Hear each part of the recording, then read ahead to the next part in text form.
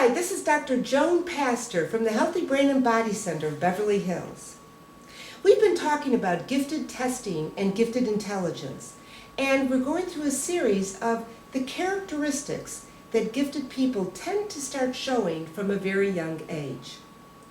Today we're going to talk about curiosity about a lot of different topics.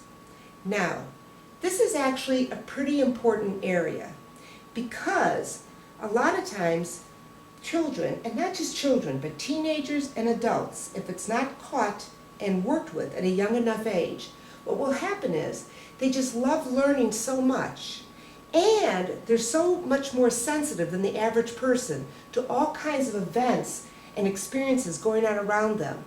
They have a tendency to become interested and involved in a lot of different things.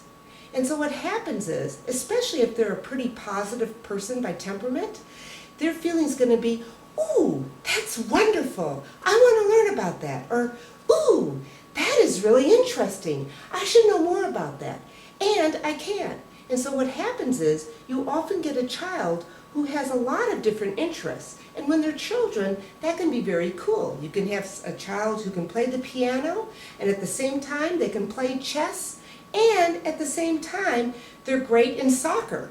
That's all wonderful, and that helps get a more well-rounded child. However, a lot of times, if they're truly gifted, that might continue into their teenage years, so that they can still be spread out a little too thin. And sometimes it's hard for them to be able to focus in. Now, what's interesting about this is that, of course, for some of you, you might be saying, well, gee, doesn't that sound like attention deficit disorder? Or attention deficit disorder that's hyperactive? Well, yes. Could a gifted child have ADD? Of course they could. On the other hand, a lot of times it might look like attention deficit disorder, but it's the fact that the child has such a high IQ and they get bored so easily, and they're attracted to so many different exciting things that they want to learn about, that they just tend to learn to spread their focus around quite a bit.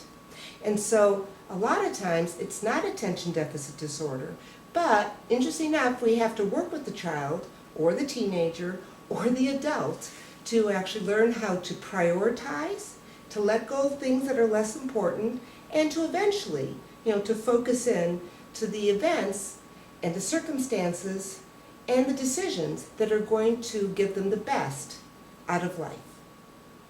This has been Dr. Joan Pastor from the Healthy Brain and Body Center of Beverly Hills. For more information on testing, on gifted intelligence, and any other of our services, please call us at 310-892-0210 or go to the website listed below. Thank you.